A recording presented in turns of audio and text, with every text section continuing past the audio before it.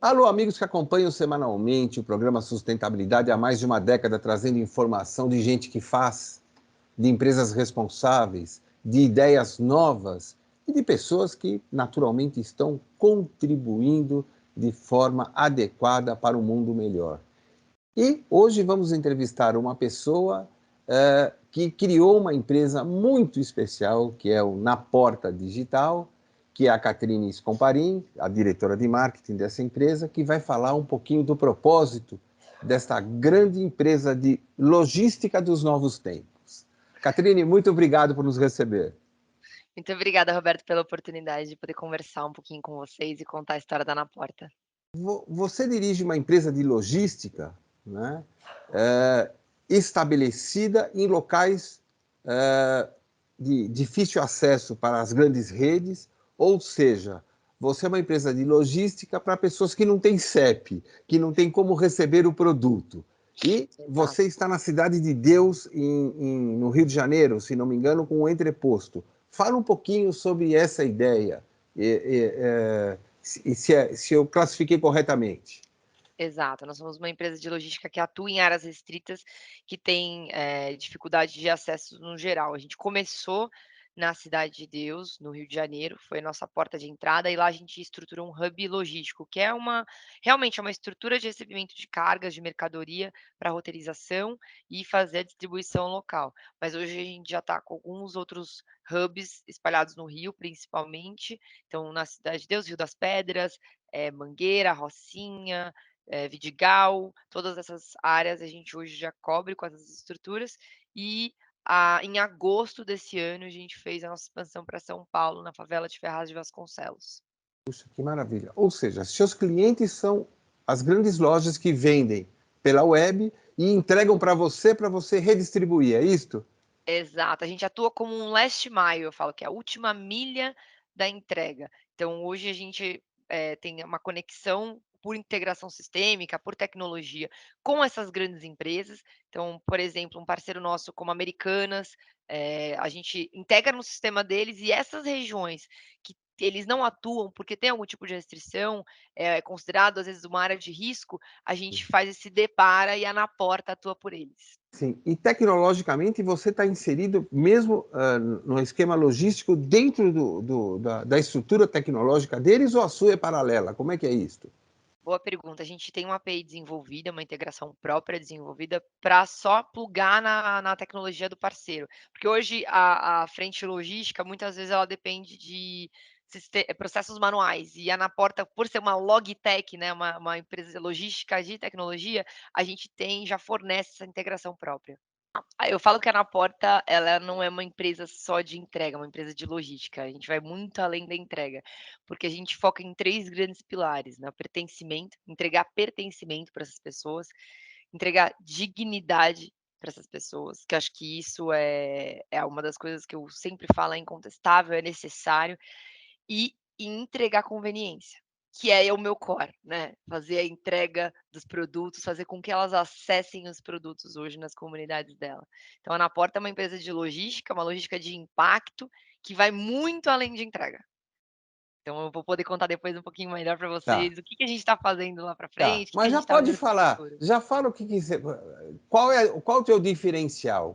Qual é o foco o cerne do seu serviço? Legal. Acho que a Anaporta ela começou de uma dor de um dos sócios, o Sanderson, ele veio de uma realidade periférica, ele morava, lá no extremo leste de São Paulo, perto da favela de Ferraz de Vasconcelos, e ele por si só vivia muito essas questões de dificuldade de acesso de vários serviços, de serviços vitais e até de serviços básicos. E no meio do caminho, veio a pandemia, e com a pandemia, o Sanderson ele tinha uma loja, ele era um empreendedor nato já, daqueles empreendedores que vai tendo ideias de negócio e vai fazendo acontecer, e ele estava com uma loja plugada na Amazon, era uma loja de venda de periféricos, de e-commerce, e ele se conectou com o Leonardo, que é meu sócio, e o Leonardo na época trabalhava na Amazon e estava naquele momento de reflexão, de: "O que que eu vou fazer da vida? É isso mesmo que eu quero fazer? É esse caminho que eu quero trilhar?" E eles parece que por uma questão de coincidência, eles se conectaram nesse mesmo momento, onde o Sanderson estava com essa pulguinha também de: "Preciso fazer algo diferente, preciso impactar pessoas", e o Leonardo: "Preciso mudar minha carreira, preciso dar essa virada de chave". E acho que numa conversa despretensiosa, eles não se conheciam, com a pandemia, lockdown, cada um no seu espaço, veio essa coisa à tona de: "Vamos tentar fazer um negócio?". Ele já tinha uma sinergia de trabalho, mesmo um numa esfera, né, de privado, e ele com a própria empresa, e eles já tinham uma sinergia, e acabou que numa conversa, eles falaram: vamos estruturar, vamos pensar em alguma coisa". E o Sanderson ele já estava numa ideia numa aceleradora de startups, com uma ideia de impacto, que acabou não dando certo. E tinha que ter uma ideia nova em 30 horas, porque as incubadoras elas apostam em fundadores, elas não apostam só em ideias, porque ideia paira em todo mundo. Agora executar a ideia é outra coisa. E na época o Sanderson ele estava nessa aceleração e eles falaram: "Pô, a gente aposta muito em você, vamos te dar 30 horas para refletir seu modelo de negócio e repensar sua empresa". E foi quando eles se juntaram e falaram: "Cara, a gente precisa de um marketing e de um financeiro". E coincidentemente, na mesma fase, eu estava refletindo muito sobre carreira. Eu já tinha 11 anos de mundo corporativo, sempre trabalhando em bens de consumo, na área de marketing e trade marketing, e eu já estava nessa coisa de: "Cara, preciso fazer alguma coisa diferente". Comecei a me envolver em outros cursos, fiz o MBA, só que eu estava sentindo que não era aquilo que estava me fazendo ter essas reflexões constantes de impacto, de mudar a carreira e tudo mais. E foi quando eles me acionaram, falaram: Olha, a gente tem uma ideia de negócio, na verdade estamos começando uma ideia de negócio, não tem nada fixo ainda, e a gente precisa de um marketing e de um financeiro". Então cada um puxou, né, o Léo me conhecia, o Sanderson conhecia um financeiro, e a gente se juntou para formar o que hoje a gente chama que é a empresa Na Porta.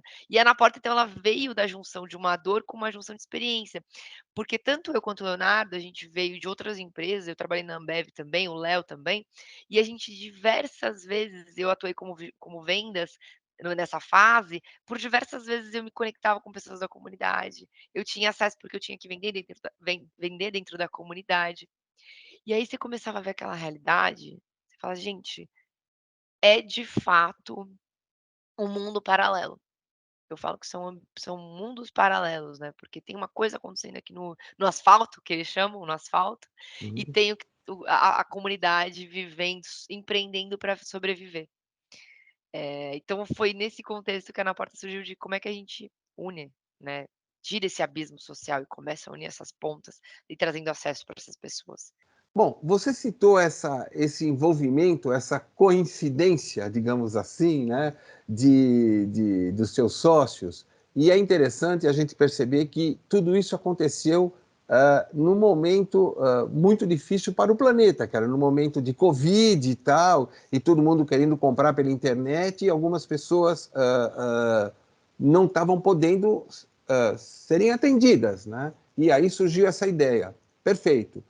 Mas ah, como que surgiu bem no meio da pandemia para você, porque você chutou um emprego ou alguma estabilidade que você tinha para se jogar de cabeça num cenário pouco propício para iniciar uma jornada, né? Fala sobre essa experiência sua individual. Legal, acho que, como eu falei, eu estava num momento de muita reflexão, e por diversas vezes eu me acionava, sabe, pensando: "O que que eu tô fazendo que tá de fato mudando profundamente a vida das pessoas?". Porque durante a minha carreira, eu sempre fazia trabalhos individuais de: vou dar aula para a comunidade, aula de inglês. Vou ajudar uma instituição", que também é muito genuíno, é muito válido, mas eu queria fazer mais, porque eu sentia que aquilo me trazia essa sensação de estar viva, de realmente estar contribuindo. E a Ana Porta, ela veio num momento, eh em que eu estava refletindo muito sobre a como a vida ela não é controlável, né, não é uma coisa planejada. A gente acha que detém o controle dela, mas na verdade ela detém o controle da gente, e a pandemia ela deixou isso muito claro. Então, foi essa virada que eu acho que eu brinco que não é você colocar o pezinho na piscina para ver se tá gelada, você pular de uma vez. Porque botar o pezinho e falar: "Ah, vou ver, depois eu volto", É aí capaz de desistir, você né? Eu vai: não "Não, vou deixa para um entrar. outro momento, eu não vou Sim. entrar". Então eu falei: "Ah, o não é meio que estou, meio que faço, meio que quero fazer acontecer, eu quero fazer acontecer", e eu acreditava nessa ideia. Eu acredito nessa ideia, né, ela veio num momento que muito importante de mercado, né. A pandemia ela trouxe muito avanço tecnológico de hiperconveniência que a favela não viveu. Então eu falei: "Por que que a gente não aproveita esse momento que a gente está falando de tanta hiperconveniência, entrega no mesmo dia, e traz isso para um aspecto digno para todo mundo de acesso". Acesso tem que ser para todo mundo. Todo mundo tem que viver essa experiência de receber na porta de casa, né. Sim. E interessante que, pelo que eu entendi, né, você precisa então da própria comunidade que está sendo atendida para ser a mão de obra. Então você acaba gerando emprego num local onde os caras têm o CEP na cabeça, né? Não precisa estar o CEP entre aspas, né? Porque às vezes nem tem o CEP. Quer dizer, nós vamos entregar na casa da Susan. Ah, pode deixar a Susan lá da, não sei da onde e tal. Quer dizer, isso deve ser muito legal, né? Porque você acaba se envolvendo, vou falar emocionalmente, no bom sentido, né? Com o próprio braço trabalhador que está na sua porta, né?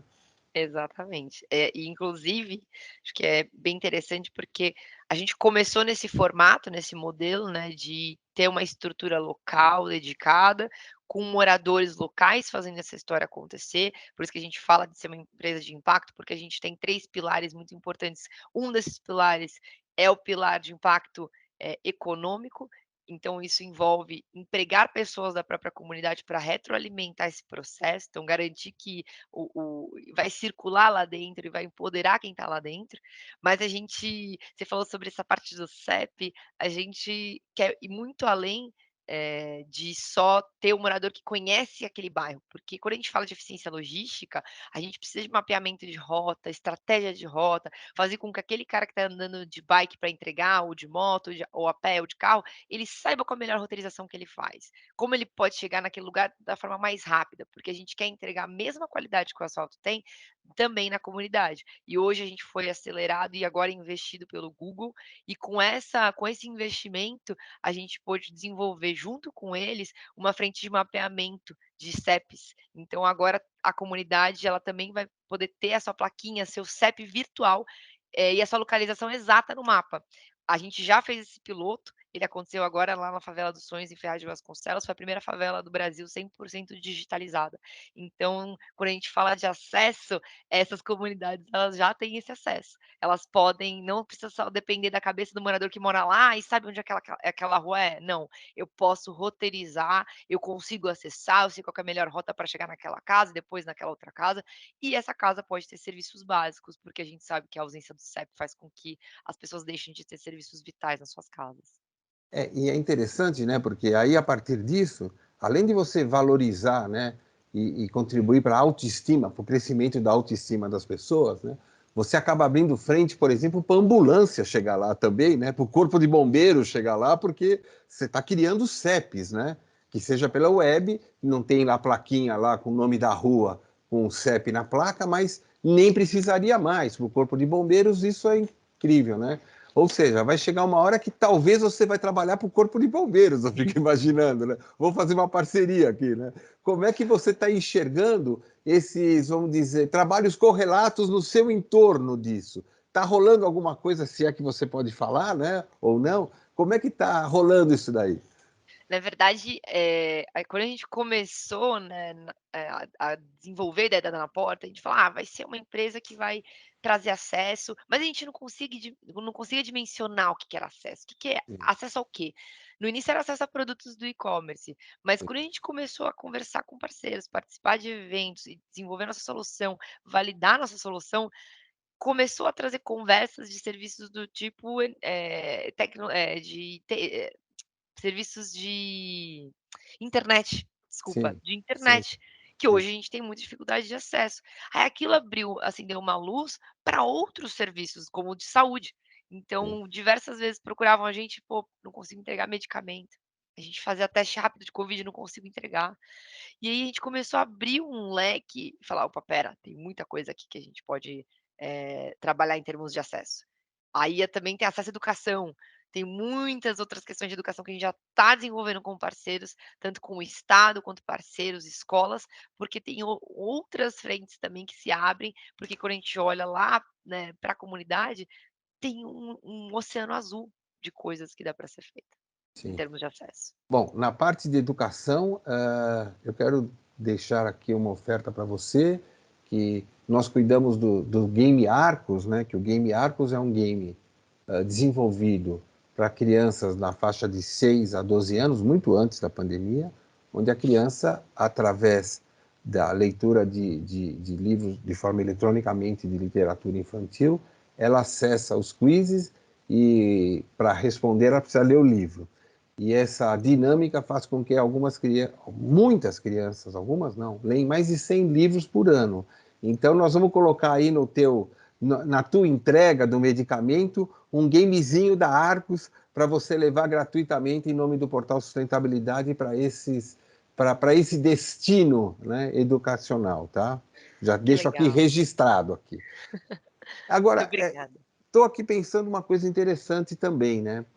Quer dizer, você precisa ordenar, então, muito bem as ideias, porque tua missão acaba mudando quase que todo dia de empresa, né? Porque aí você fala, pô, então dá para fazer isso, dá para fazer aquilo. Você precisa, de vez em quando, parar um pouquinho e falar, peraí, qual é a missão básica nossa primeira, tal? Como é que é o brainstorm seu com seus sócios? Eu, como boa marqueteira, acabo viajando, né, então, tenho diversas ideias, tem horas que eu acordo e falo: "Cara, a gente podia fazer isso aqui". Mas acho que o rico da sociedade, de ter uma sociedade, que tem diversos perfis, então cada sócio tem uma visão, mas todos estão no mesmo objetivo, né, mas tem uma forma do como diferente, a gente troca muito essas conversas para poder entender assim: "Não, mas espera, isso aqui tá alinhado com aonde eu quero chegar?" Porque quando você começa a exercitar, as possibilidades, elas são inúmeras. A gente tem muita frente que dá para abrir, porque essas comunidades precisam de muitas coisas. Então, por diversas vezes a gente teve que voltar para o modelo de negócio, voltar para o nosso planejamento anual, porque a gente tem realmente os planejamentos já divididos por até daqui 3 anos, e aí Sim. olhar e falar: "Tá, então isso aqui vai entregar onde a gente quer chegar, porque eu preciso fazer muito bem o meu core, eu preciso fazer muito bem o que eu me propus para o mercado, para Qual depois o teu trazer." objetivo central mesmo? Senão, deixar isso solto vai virar uma loucura esse negócio, né? Exato, Imaginei, tá? Eu exato. jamais poderia ser seu sócio, porque eu ia viajar junto com você, não ia chegar nenhum teste de Covid em lugar nenhum. Né? Agora, deixa eu te perguntar um outro negócio. Ah, grandes magazines, vamos chamar assim, né, são seus clientes, né? Essas empresas estão te procurando? Como é que está a tua área de vendas nisso? Como é que você está? Você pode se conectar a novos clientes ou você está nesse momento tendo que segurar a onda porque eu não tenho mais como entregar? Ai, boa pergunta. No início, foi bem complexo fazer essa virada, porque a gente queria trazer as grandes empresas, realmente por uma questão de começar com aquelas que tem muito impacto. Quando a gente fez pesquisa lá no início, com a Ana Porta se estruturando, a gente fez muita pesquisa de campo, para entender, assim, o que que você sente mais falta de receber aqui? E sempre eram as mesmas coisas: alimento, compras do supermercado, eu compro em parceiros de e-commerce que não recebem. A gente falou: "Não, então vamos atacar esses daqui, vamos atrás desses daqui", contar essas histórias. E aí depois a gente vai vendo como que isso vai fluir. E acho que pela proposta em si ser tão impactante e rica, a gente conseguiu trazer esses clientes. Então a gente está com Americanas, Riachuelo, C&A, Mercado Livre, todos esses são clientes nossos. E já tem um lead pool aí de clientes até para a virada do ano bastante agressivo. Só que agora a gente está nessa fase do amadurecimento da empresa que tem muito cliente para pouco braço. Então Sim, agora a gente está eles têm que ficar fazendo. na fila esperando o momento agora, né? É, mas que Na fila, bom. respeitosamente falando, mas é verdade, né? Tem que esperar, né, esse momento. Né? Sim. E assim, em termos práticos, quer dizer, alguém entra no site da Americanas, compra lá um jogo de lençol, alguma coisa e tal. Né? Isso é entregue fisicamente para o seu depósito, você dá uma entrada, né, ou seja, você tem uma área de estocagem para isso, ou ela fica assim 24 horas e já está saindo? Como é que é essa dinâmica logística? Legal. Depende muito da negociação com cada parceiro. Hoje, não para nada no nosso ponto, tudo que entra, sai, porque a gente fala de trazer exatamente a mesma experiência. Então, se para o asfalto a entrega no mesmo dia, para a comunidade a entrega no mesmo dia. Então, hoje, com o que a gente tem de negociação, todas as mercadorias que entram, elas saem, a gente tem, 1 dia para entregar, dependendo, claro, né, tem casos que, por exemplo, a mercadoria chega um pouco mais cedo, a gente tem horários de corte, como qualquer empresa logística, então o horário de corte faz com que a gente Sim, entregue num determinado sim, horário, mas sim. assim, não fica parado no meu CD, não fica parado no meu por enquanto não fica parado, a gente tem Sim. realmente uma eficiência muito boa logística. Sim, mas então significa que você tem que saber o que foi vendido praticamente automaticamente, porque você tem que ter braço suficiente para distribuir isso, senão você tem que dar entrada nesse cenário, né? Sim, Você a gente sabe com tem. antecedência, puxa, vou ter X volumes e tal, você tem essa informação então. Sim, a gente por integrar com o parceiro, a gente vira de fato uma extensão logística. Então a comunicação ela é em tempo real do que a gente vai receber, como que está a previsão, quando vai chegar o caminhão. Então é bem isso é um processo que com a Black Friday agora a gente melhorou ainda mais, porque ainda estava num estágio de maturidade, a Black Friday ela trouxe um crescimento exponencial para nossa empresa, a gente triplicou o volume processado de carga na nossa nos nossos, hubs, e isso fez com que a gente melhorasse ainda mais. Então, sim, hoje a gente vê tudo em tempo real, o que está acontecendo, quando vai chegar, quanto vai chegar, então isso ajuda bastante também na previsibilidade para a gente alocar não só, os entregadores, mas ter essa organização no ponto. Lembrando que a gente tem no nosso ponto, um líder operacional, que ele é um morador da comunidade, ele é um funcionário nosso, CLT, e a gente tem também um auxiliar operacional que ajuda esse líder na gestão do ponto. Então, Muito isso legal. facilita. Nós estamos chegando já no final da nossa entrevista e daria para falar dias aqui com você, né? Mas qual seria então o teu sonho de empresa, a dimensão do Na Porta daqui a 2, 3 anos? O que você está imaginando, aonde chegar? Qual é o tua. Já que você tem um plano trienal, vai? Porque assim eu te entrevisto daqui 3 anos de novo para saber se você cumpriu e aí nós vamos trocar uma ideia aqui. Muito bom. Eu falo que a gente no marketing estuda muitas marcas vitais, né, no mundo que fazem a diferença na vida das pessoas, a ponto dessas pessoas se questionarem como que era a vida dela antes disso. "Ah, como é que eu fazia quando isso não existia? Como é que era?" Sabe, a gente muitas vezes brinca, né, Sim, como é sim. que era isso antes? Vou Eu não abrir um tinha. parênteses sobre isso. Eu trabalhei numa empresa de manutenção e obras, né? Eu costumo dizer no século passado, né? Que não tinha internet e tal. Então, puxa, tenho que visitar um cliente e fazer um orçamento de uma obra, né? Às vezes ficava 20 quilômetros da minha casa, tem que pegar aquele livrinho e tal. Fala, bom, não estou enxergando, eu vou até lá, vou parar num posto de gasolina e vou perguntar, porque é perto do hospital, sei lá onde. Quer dizer, esse era o modelo. Não consigo imaginar, não consigo pensar como é que eu consegui fazer aquilo. Porque eu paro e falo, como é que a gente conseguia fazer isso? Né? Eu acho que é isso que você está querendo manifestar, né, na entrevista. Exatamente, a gente tem várias marcas hoje que a gente olha e fala: "Cara", o próprio WhatsApp, como é que era a minha vida antes, como é que eu me conectava com as Sim, pessoas no Instagram, que são redes mais sociais, mas também que trouxeram um impacto gigantesco. Tem pessoas que não fazem ideia como elas, se relacionavam antes.